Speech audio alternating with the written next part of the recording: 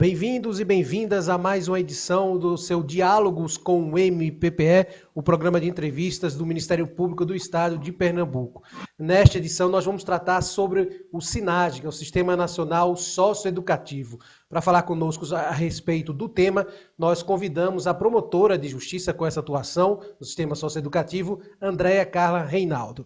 Doutora Andréa, muitíssimo obrigado pela sua participação aqui conosco. Seja bem-vinda e eu já começo lhe perguntando o que é de fato o SINASE, como é o seu contexto, como é que ele funciona?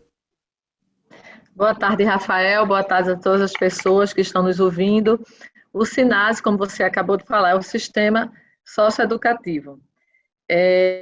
A partir do SINASE, o cumprimento de medida socioeducativa do Brasil, ele segue parâmetros, diretrizes que tem que obedecer à lei do SINASE. Ninguém pode fazer cumprir uma medida socioeducativa sem observar os parâmetros previstos nesse Sistema Nacional Socioeducativo. Doutora, falar um pouquinho do SINASE em relação ao Estatuto da Criança e Adolescente. Existem dois eixos aqui conhecidos que a gente chama de medida protetiva e a medida socioeducativa. Eu queria que a senhora fizesse um retrato, a diferença entre ambas, e um retrato desses 30 anos, como é que era tratado antes do ECA, e o retrato para as próximas 3 décadas aí futuras. Bom, é o seguinte, a diferença entre medida socioeducativa e medida de proteção é enorme. A medida socioeducativa, as medidas, elas são a resposta do Estado ao adolescente que praticou um ato infracional, que é equivalente a um crime que um adulto comete. Já as medidas de proteção são medidas, como o próprio nome já fala,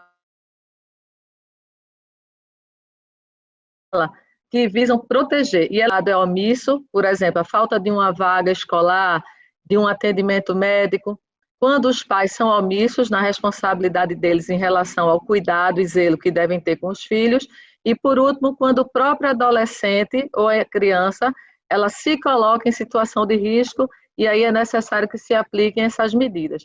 As medidas de proteção, elas estão previstas no artigo 101 do Estatuto da Criança e Adolescente, e elas podem ter inclusão escolar, encaminhamento para tratamento psicológico, psiquiátrico, contra as drogas, uma série de medidas de proteção.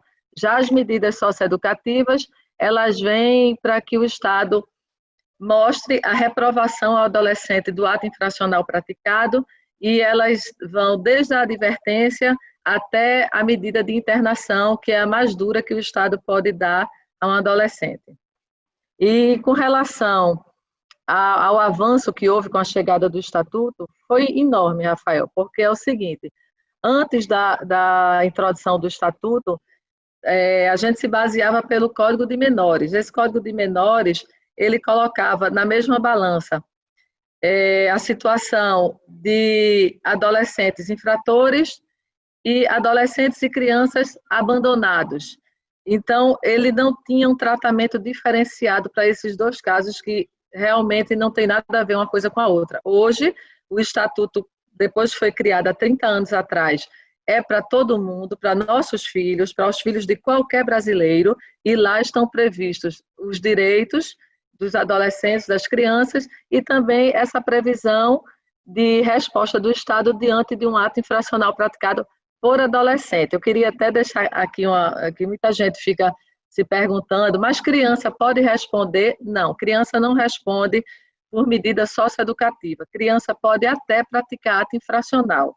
Ninguém pode impedir uma criança menor de 12 anos de praticar um ato que é contrário à lei, mas ela não vai responder com medidas socioeducativas. A ela serão aplicadas as medidas de proteção. Já o adolescente, a partir de 12 anos e menos de 18, será responsabilizado com medidas socioeducativas. Doutora, que tipo de atos infracionais são mais comuns a esses adolescentes que estão nessas unidades de cumprimento de medidas socioeducativas? É preciso deixar bem claro para a sociedade, apesar da maioria das pessoas acreditarem, os adolescentes sabem o que fazem, estão ali porque procuraram. Não é bem assim. Eu queria dizer que quase que 100% dos socioeducandos, dos adolescentes que respondem a medidas, eles têm uma realidade socioeconômica muito dura, eles vêm de famílias desestruturadas, muitas vezes com ausência de um pai, às vezes sequer tem o nome do pai no registro, e às vezes quando tem a convivência familiar é com o pai, usuário de droga, bebida alcoólica, mãe, é uma situação de extrema pobreza que acaba levando esses adolescentes para essa vida. Então, os atos infracionais, Rafael, mais comum hoje é o tráfico de drogas, esse eu acredito que seja até o campeão. Depois vem o roubo, certo? Com arma de fogo ou não. E depois, agora, infelizmente, quando eu voltei para assumir essa execução de medidas, eu tenho visto muito também homicídio. Doutor, existe uma resolução no Conselho Nacional de Justiça, a 165, que trata sobre justamente a normatização do sistema socioeducativo. Eu queria que a senhora explicasse essa redação e em que ela interfere ou não nesses cumprimentos de medidas socioeducativas no SINASE. É o seguinte, essa resolução 165 do CNJ, ela veio a partir de uma necessidade que o próprio CNJ observou nas inspeções junto às varas de execução, de que cada juízo estava procedendo de uma forma diferente. Então, a partir dessa resolução 165, ele estabeleceu parâmetros mínimos, diretrizes para que os juízes executassem a medida. Então, hoje, por exemplo, todas as unidades só são autorizadas a receber socioeducandos com ordem de um juiz e seguida de uma guia de execução. A guia pode ser provisória, no caso, internação provisória, ou uma guia definitiva. Então, ela estabelece os documentos mínimos que deve conter um processo de execução. Ela deu, assim, de uma forma mais simples para explicar, essa resolução, ela estabeleceu o passo a passo que cada juiz de execução deve seguir para promover a execução das medidas. Eu queria que a senhora falasse com relação ao gerenciamento, como está o gerenciamento nas unidades de Pernambuco socioeducativas, um quantitativo número total de unidades e também o quantitativo de adolescentes. E ano passado começou-se a ter uma desocupação, né, a desinstalação de algumas unidades, a exemplo da CASE Abreu e Lima e, salvo engano, a CASE de Jaboatão dos Guararapes, dentro da região metropolitana de Recife. E como é que foi possível, né, realmente, o Ministério Público do Estado de Pernambuco dar esse passo inicial de começar a desocupar, né? Porque havia, salvo engano, algumas denúncias de superlotação. Como é que era o cenário antes e depois? Como é que está agora? No estado de Pernambuco são 10. Temos o caso Jaboatão, caso Petrolina, Vitória, Timbaúba, Arco Verde, Garanhuns, Caruaru, Santa Luzia, que é o único feminino que nós temos, o caso Cabo e o caso Pirapama, que é um novo caso Cabo. Pelo sistema, pelo SINASE, todo caso só pode ter, no máximo, a lotação para 40 socioeducandos. Infelizmente, a FUNASE, ela não faz a construção das unidades respeitando esse parâmetro. Muitas estão fora. Por exemplo, Jaboatão, a vaga são para 40 pelo SINASE, atualmente tem uma lotação de 40 socioeducandos, e pela FUNASE ele foi feito um prédio para 72 socioeducandos.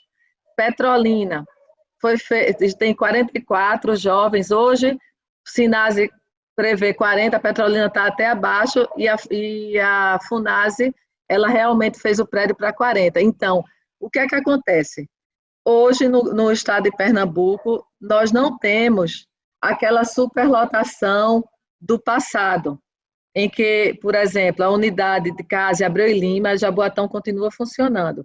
Apenas foi Abreu e Lima que fechou através da promotoria de Josenildo, colega nosso, 39ª, em que ele instaurou um inquérito civil, foi para uma ação civil pública e de lá a unidade foi fechada, teve 2 anos para fechar, em razão do contingenciamento, em razão de ser a unidade localizada perto de presídio, o que é uma proibição pelo SINASE, e por ser a própria estrutura da unidade totalmente contrária aos parâmetros do SINASE. Então, essa foi fechada. Em contrapartida, a Pirapama foi aberto justamente recepcionando esses socioeducandos e muitos socioeducandos à época tiveram as medidas progredidas ou extintas. Então, o que é que acontece hoje no estado de Pernambuco? 10 unidades de internação, sendo que a FUNASE, ela constrói a unidade fora dos parâmetros do SINASE.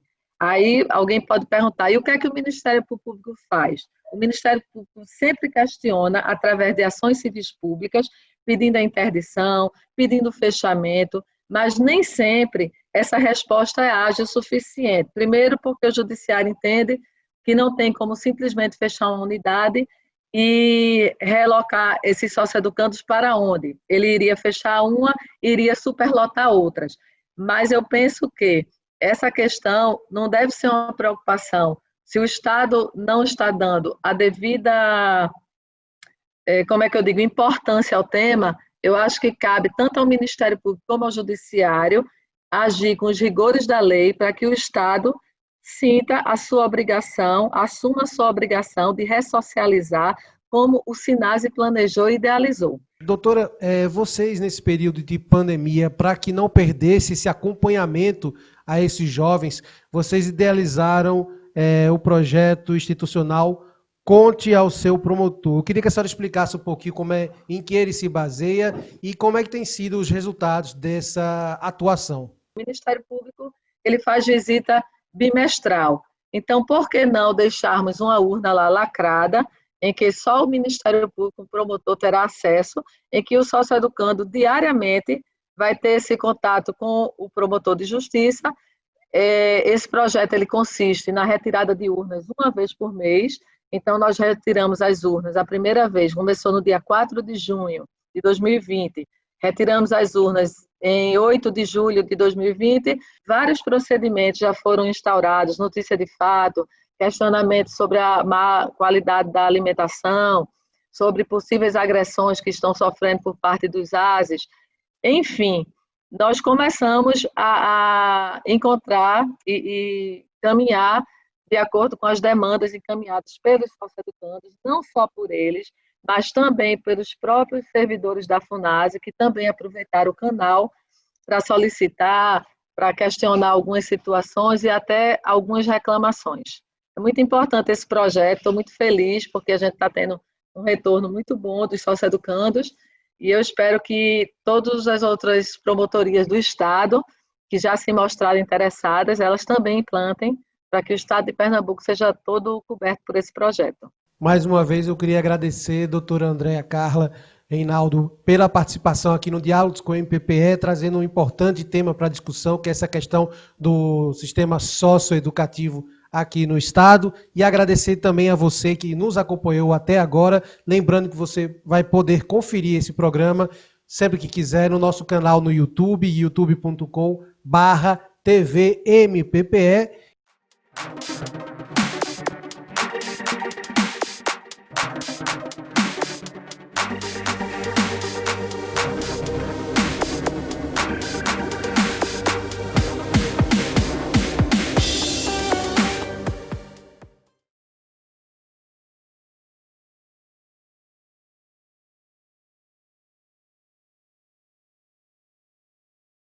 Ministério Público de Pernambuco. Compromisso com a cidadania.